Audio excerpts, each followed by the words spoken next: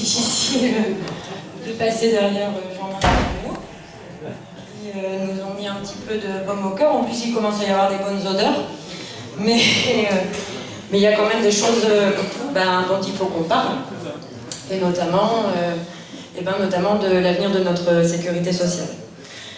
Alors, comme je le disais tout à l'heure, au cours des différents rassemblements pour défendre l'hôpital de Gramin, vous vous êtes tous fortement mobilisés pour attacher votre profond attachement, pour le manifester, votre profond attachement à cet établissement de proximité.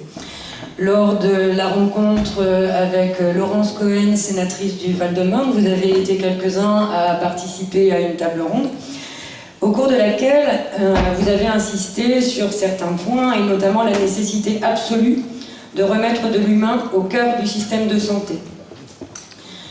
Vous avez dit également qu'il était important de maintenir des structures de proximité pour la sécurité sanitaire des habitants, que les risques liés au développement de la chirurgie ambulatoire et le retour trop précoce au domicile fait encourir des risques de complications, qu'il est indispensable d'augmenter les effectifs dans les EHPAD pour accompagner les personnes âgées dignement.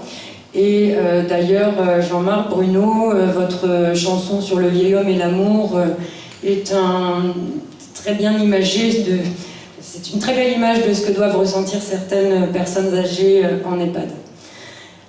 Vous avez également insisté sur le manque cruel de place dans des réseaux de soins au domicile, donc l'hospitalisation à domicile, les services de soins infirmiers à domicile, et leur sectorisation qui empêche un tel de bénéficier de ce service à domicile sous prétexte qu'il n'habite pas le secteur concerné. Parce que maintenant on est en secteur.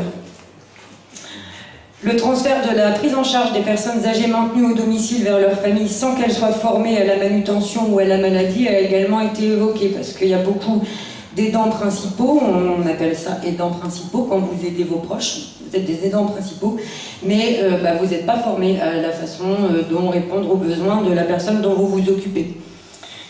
Et puis surtout, on ne peut pas toujours éternellement miser sur le dévouement de soignants qui exercent en permanence en effectif minimum dans la plupart des hôpitaux publics, dans la plupart des EHPAD, et on ne peut pas non plus toujours miser sur le soutien intergénérationnel.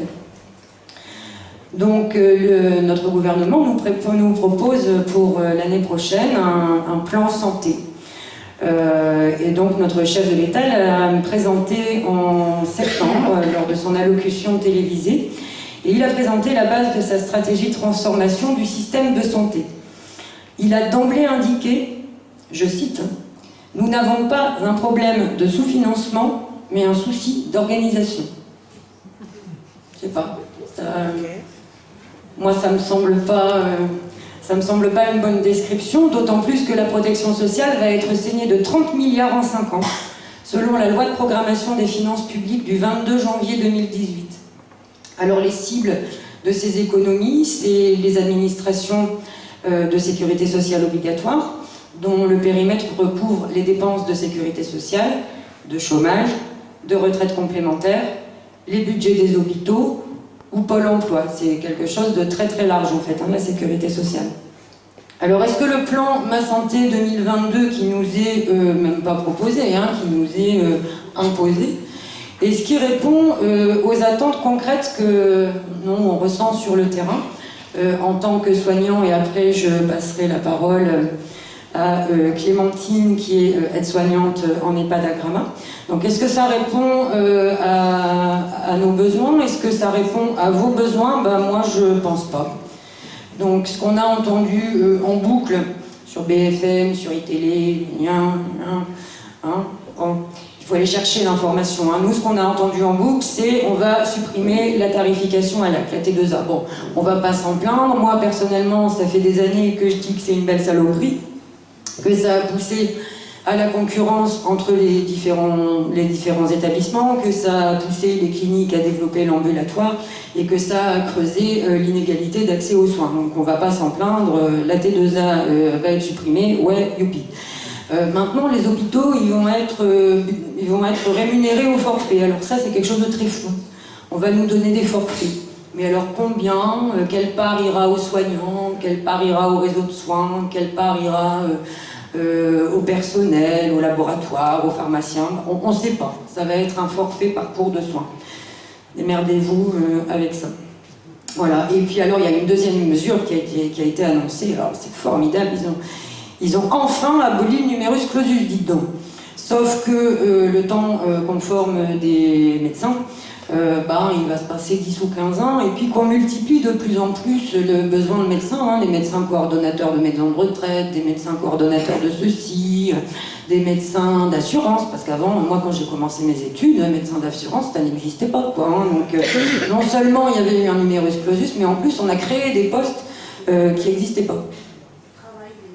Oui, des médecins du travail, oui, mais on aimerait bien en avoir, des médecins du travail. Enfin bon, bref, derrière ces deux mesures-là qui ont tourné en boucle, il y en a quand même 54 autres. 54 autres qui seraient quand même intéressants de détailler un petit peu. Alors je vous prie de m'excuser, j'ai pas rédigé, je me suis dit ouais, tu connais le sujet par cœur, tu vas le développer à l'oral et tout, maquage bono. Alors je m'appuie quand même un petit peu sur quelques textes. Parce qu'il y a des restrictions budgétaires dans le domaine médico-social qui ont été inscrites au scalpel dans le projet de loi financement de la sécurité sociale 2019. Alors on y va, on annonce 3,8 milliards d'euros d'économies pour la sécurité sociale, dont 1,2 milliard sur la masse salariale des hôpitaux publics, c'est-à-dire qu'en comparaison, la hausse du 0,2 petit point de l'Ondam qui permet une rallonge de 400 millions aux hôpitaux publics, et ça on l'a dit, on l'a entendu, mais en comparaison, finalement cette mesure c'est un petit pansement de rien du tout. Alors qu'est-ce qui va changer pour vous concrètement l'année prochaine? Eh bien déjà, il y a 600 millions d'économies sur les médicaments de ville. Je ne parle pas des médicaments de l'hôpital, je parle des médicaments de ville. C'est-à-dire que ça va s'accompagner d'une nouvelle vague de déremboursement. Et d'ailleurs, on a déjà annoncé que le remboursement d'un assuré qui refuserait sans justification la substitution d'un médicament par le pharmacien, ce remboursement il sera désormais sur la base du générique. Alors, moi j'estime important d'informer, j'estime important d'en prendre conscience maintenant, parce que c'est des choses qui sont en train de se mettre en marche forcée, mais en marche. Et si on veut dire non, c'est maintenant, quoi. C'est pas une fois que ce sera mis en place. Parce que dans quelques mois, oui, il y aura des nouveaux déremboursements, oui, il y aura à nouveau une augmentation du reste à charge. Et moi, en tant que professionnel de santé, je trouve que c'est pas normal que nous, professionnels de santé, que les pharmaciens, parce qu'on a aussi des pharmaciens dans le collectif, on estime que c'est pas normal, que c'est à nous de vous dire non, vous serez plus remboursé, non, démerdez-vous, oui, c'est pas remboursé, voilà, c'est comme ça. Donc moi j'estime que c'est pas normal, donc voilà, ouvrez vos oreilles, relayez, c'est important d'en prendre conscience. Dans le plan Ma Santé 2022, on accélère le virage ambulatoire. Donc c'est-à-dire que c'est merveilleux, vous rentrez le matin à l'hôpital, vous sortez l'après-midi, donc vous rentrez chez vous dans le Lot, là en l'occurrence, où il n'y a pas de moyens de transport, où des fois il n'y a pas de réseau, il n'y a pas de 4G, voilà, pour appeler les secours, voilà, parce que des fois il y a des complications quand même, il faut le savoir. Alors ils en sont conscients aussi là-haut qu'il y a des complications à l'ambulatoire, et c'est pourquoi d'ailleurs ils développent des parcs hôteliers aux portes des hôpitaux. Donc vous êtes opéré en ambulatoire, vous sortez le soir et puis après vous payez votre chambre d'hôtel, comme ça si vous avez un problème, une hémorragie, de la fièvre, je sais pas, n'importe quoi, vous n'avez plus qu'à retraverser la rue, puis votre chambre d'hôpital, votre chambre d'hôtel, là en l'occurrence je pense que c'est vous qui la payez, à moins que votre complémentaire santé prenne... Non, Jean-Marc il me dit non, d'accord, je fais confiance à Jean-Marc. Alors après, il y a des mesures aussi qui concernent les EHPAD et on transfère les EHPAD hors mur. On va favoriser le développement des EHPAD hors mur. C'est-à-dire que les gens, ils seront en EHPAD, mais chez eux. C'est-à-dire qu'on va transférer vers les usagers les frais de fonctionnement des EHPAD, des hôpitaux. C'est-à-dire que vous allez continuer à cotiser, normalement, avec vos retraites, avec vos cotisations sociales, la sécurité sociale ou ce qu'il en reste. Mais malgré tout, quand vous aurez besoin d'être en EHPAD, et vous serez chez vous, c'est-à-dire que vous paierez le loyer, vous payerez l'eau, l'électricité, et puis vous cotiserez quand même, enfin bref, vous paierez 2 fois quoi. Hein. Vous paierez 2 fois, et puis la nuit, on n'est pas sûr qu'il y aura ni des aides-soignants, ni des veilleurs de nuit, ni des infirmières.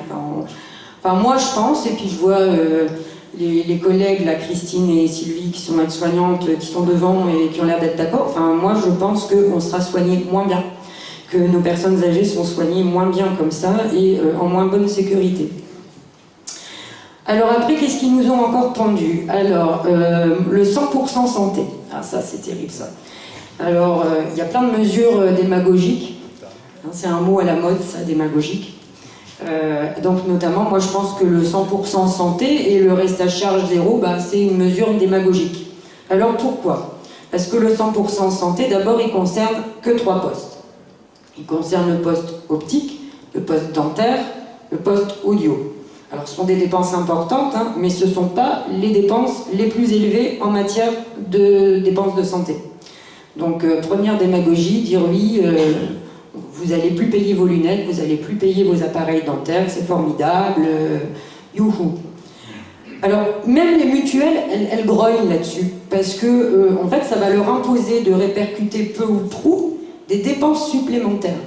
Alors en pratique, bien sûr que si vous avez besoin d'une paire de lunettes, vous irez chez l'opticien et puis vous n'avancerez pas les frais.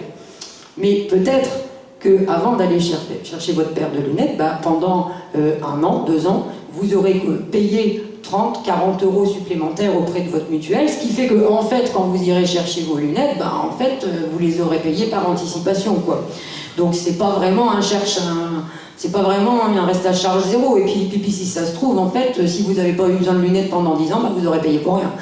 Donc, et puis rien ne nous garantit non plus que ces paires de lunettes 100% prises en charge, elles ne soient pas imposées parmi une sélection de lunettes, comme votre deuxième paire à 1 euro, ou la paire de solaire à votre vue à 1 euro. Bon, moi je suis désolée, j'ai une paire de lunettes à ma vue à 1 euro, j'y vois quand même moins bien. Je sais pas vous, mais moi oui. Alors, qu'est-ce qu'ils nous annoncent encore? Alors, ah oui, ça c'est pas mal non plus. 4000 postes d'assistants médicaux. Alors ça fait grogner pas mal les infirmières, et elles ont raison d'ailleurs. Elles ont raison parce qu'on n'a pas clairement défini ce que c'était qu'un assistant médical. On ne sait pas si ce sera un super aide-soignant, si ce sera une infirmière qui fera en même temps du secrétariat, on ne sait pas trop. Toujours est-il qu'on annonce quand même 1,2 milliard d'économies sur les salaires, la masse salariale des hôpitaux publics, c'est-à-dire que d'un côté, on nous dit il va y avoir moins d'aides-soignantes, moins d'infirmières, mais on va compenser, on va faire 4000 assistants médicaux. Alors je sais pas, ils vont peut-être déshabiller les gens pendant qu'on se prépare, comme ça on va juste être des techniciens, comme si regarder les gens se déshabiller, c'était pas déjà du soin. Parce que moi, ça, c'est un truc qu'on m'a appris à la fac de médecine, en fait. C'est un truc qu'on nous apprend. Vous regardez la façon dont se déplace la personne, la façon dont elle enlève son maillot, la façon dont elle respire. Déjà, l'observation, ça vous donne déjà beaucoup d'indications sur l'état de santé de votre patient. Donc, les 4000 assistants médicaux qui vont déshabiller les patients à la chaîne, je ne sais pas si ça va vraiment répondre à un besoin humain. Et puis moi je trouve que c'est complètement antinomique, parce que je vais vous donner un exemple bien concret, parce que quand même en général on aime bien les exemples concrets.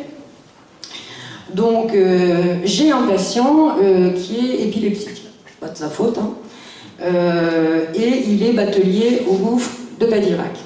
Alors évidemment il fait une crise d'épilepsie en plein mois de juillet, en pleine saison, à 103 mètres de profondeur, gouffre de Padirac, 13 degrés, température constante.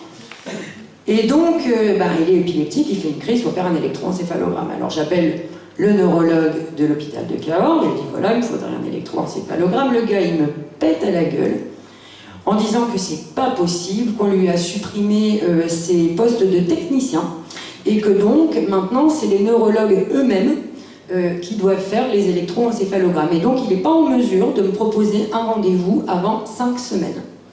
Donc, il me donne un conseil en disant, voilà, vous lui donnez tel et tel truc, et puis on verra bien, si ça ne va pas, vous me rappellerez.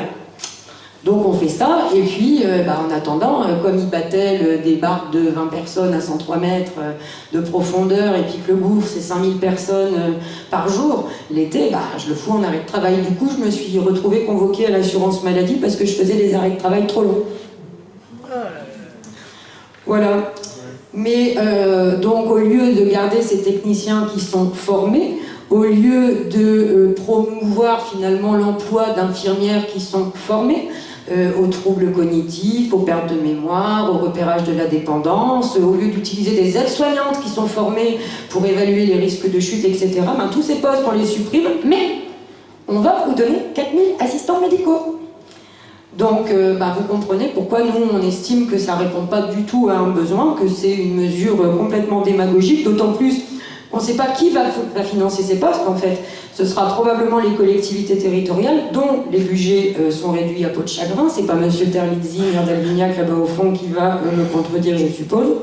Donc, voilà, ça c'est une mesure aussi très très obscure, mais encore une rustine pour dire qu'on a fait quelque chose et qu'on est content.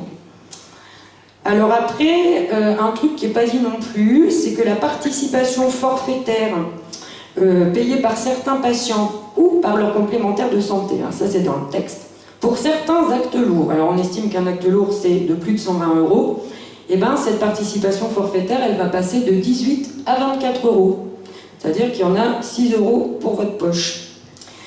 Donc cette participation forfaitaire, elle est dans la très grande majorité des cas remboursée par les complémentaires santé, pour ceux qui en ont une. La mise en œuvre de cette augmentation, elle pourra entraîner une hausse supplémentaire des cotisations versées par les assurés, et elle est complètement injuste, parce qu'elle concerne des patients qui doivent déjà subir, sans l'avoir choisi, des actes lourds, et qui supportent déjà des restes à charge beaucoup plus lourds que les autres. On n'a quand même pas choisi d'être malade. Après, il y a un truc sur lequel insiste beaucoup la coordination nationale, alors on va insister aussi parce qu'en plus c'est dégueulasse, c'est l'amendement Véran. Alors où est-ce que je l'ai foutu l'amendement Véran ? Je l'ai perdu, donc je vais vous le faire à l'oral. Donc l'amendement Véran, il prévoit de rémunérer de 60 € les services d'urgence pour qu'ils réorientent des patients vers la médecine de ville. Donc ça, c'est une mesure présentée par un type qui s'appelle Monsieur Véran, qui a de bonnes idées aussi. Il s'est dit, tiens, on va, il est médecin, je crois d'ailleurs, on va désengorger les urgences, trop de monde aux urgences.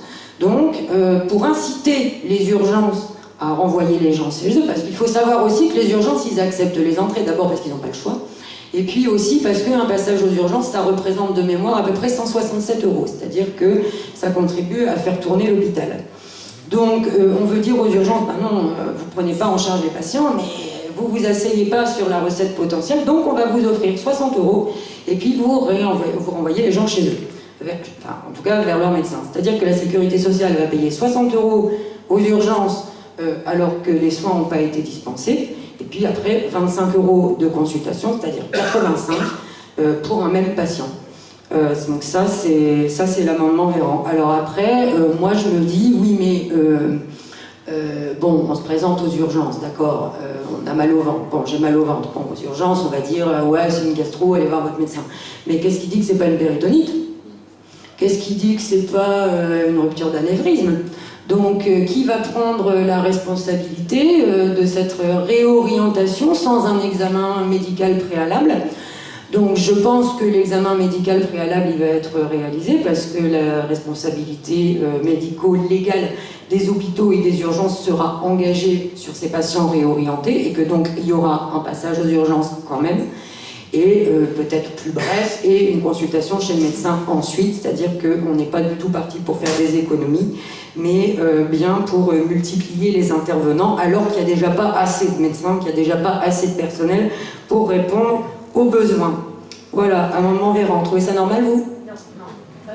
Alors, si vous voulez vous exprimer, il y a un micro-baladeur qu'on peut, voilà, si vous voulez poser des questions, ou vous exprimer, ou dire des trucs. Il ne faut pas hésiter. Alors ensuite, ça, c'est les camarades syndicaux. Initialement prévu dans le projet de la loi Pacte, il y a un amendement qui a été déposé par le gouvernement dans le cadre de financement de la sécurité sociale, pour accélérer la mise en œuvre de la suppression du forfait social sur la participation des entreprises de moins de 50 salariés et de l'intéressement dans des entreprises de moins de 250 salariés. C'est-à-dire qu'après le projet de pérennisation du CICE en exonération de cotisations sociales, après l'annonce du développement des politiques de non-compensation des exonérations sociales, le gouvernement il s'en prend une fois de plus aux ressources de notre système social en proposant la suppression du forfait social. Donc c'est officiel, l'État, il veut couper les vivres à la Sécu. Parce que quand on s'attaque au salaire différé des travailleurs, des salariés, c'est le fondement même de tout notre système de sécurité sociale qui est mis à mal. Parce que chaque euro exonéré et non compensé représente un recul des droits collectifs et individuels qui ont été arrachés, ces droits, au cours des luttes du XXe siècle par des gens qui nous ont précédés et qui se sont battus pour avoir les droits dont on bénéficie aujourd'hui. Et c'est de notre devoir de continuer à nous battre pour que demain, nos enfants continuent à bénéficier de ces mêmes droits. Hein. Pas d'accord ?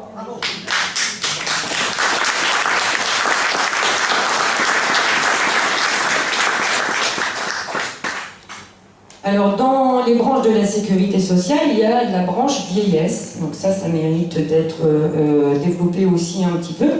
D'autant plus que il y a moins de jeunes que de moins jeunes dans l'assistance. Donc les 17 millions de retraités en France subissent, comme tout le monde, les hausses décidées par le gouvernement, les mutuelles, le gaz, l'électricité, l'essence, les médicaments déremboursés.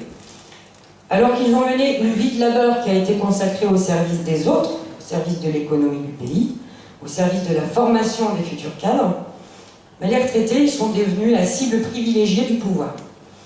Donc ils se voient supprimer la demi-part fiscale qui était accordée aux veuves, ils subissent de plein fouet l'augmentation de la CSG de 1,7% qui entraîne une amputation moyenne des retraites de 500 € par an. Et cette hausse touche les retraités d'aujourd'hui, mais aussi les actifs qui vont prendre leur retraite, c'est-à-dire vous, moi. Après avoir désindexé les pensions des salaires, le pouvoir n'applique même pas la loi qu'il a fait voter afin que l'indexation des pensions suive la hausse du coût de la vie. Après le gel des pensions en 2018, il bloque la revalorisation pour 2019 et 2020. Alors que la hausse des prix est de 2,3% en 2018 et 1,6% prévue pour 2020.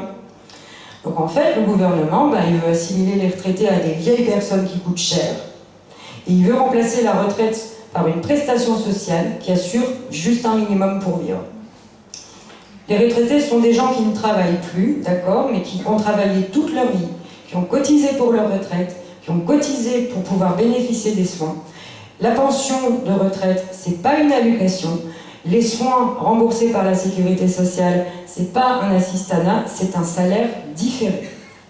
Nos anciens méritent une retraite décente, un pouvoir d'achat préservé, ils ne doivent pas être sacrifiés pour les profits des plus riches, que le gouvernement prévoit encore de favoriser par la suppression de l'impôt sur la fortune, la baisse de l'impôt sur les sociétés ou la baisse annoncée pour 2019 des cotisations patronales.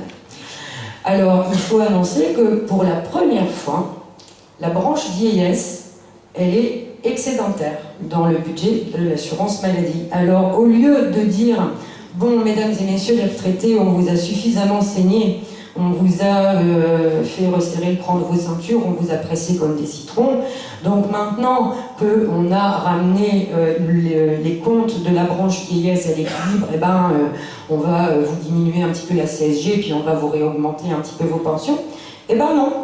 Non, on continue à vous presser de la même façon et on va placer cet excédent. Alors ça, c'est un article qui vaut son pesant d'or, qui est paru dans le journal L'Humanité en septembre dernier, et qui a révélé que cet argent excédentaire sur la branche vieillesse, il va être placé pour ramener de l'argent à l'État. Donc c'est officiel, en fait. Non seulement l'État coupe les vivres à la Sécu, mais en plus il s'enrichit sur le dos des assurés sociaux. Alors en conclusion, vous l'aurez compris, le plan de financement de la sécurité sociale pour 2019, il bénéficiera ni aux actifs, ni à une protection accrue des personnes vulnérables. Au contraire, il va déconstruire la solidarité et fragiliser encore plus notre modèle social, qui est quand même un modèle unique, que beaucoup de pays nous envient. Il a quand même de la chance. L'attaque envers les salaires différés démantèle le fondement même de tout notre système de sécurité sociale et les conquêtes sociales qui ont été arrachées, comme je l'ai dit, au cours des luttes du XXe siècle. La sécurité sociale ne doit pas se transformer en un système d'assistance sociale uniquement pour les plus démunis, contraignant tout un pan de la population à recourir à des assurances privées bien plus coûteuses et qui vont creuser l'inégalité d'accès aux soins. Il est urgent de remettre au cœur de notre projet de société les idées novatrices qui ont été édictées par le Conseil national de la résistance en 1945 et de respecter ce principe d'Ambroise Croizat, chacun cotise selon ses moyens, à chacun selon ses besoins. Merci.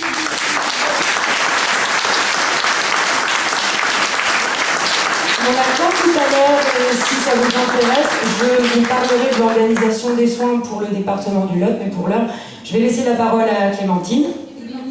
Églantine, Émeline, un truc en in.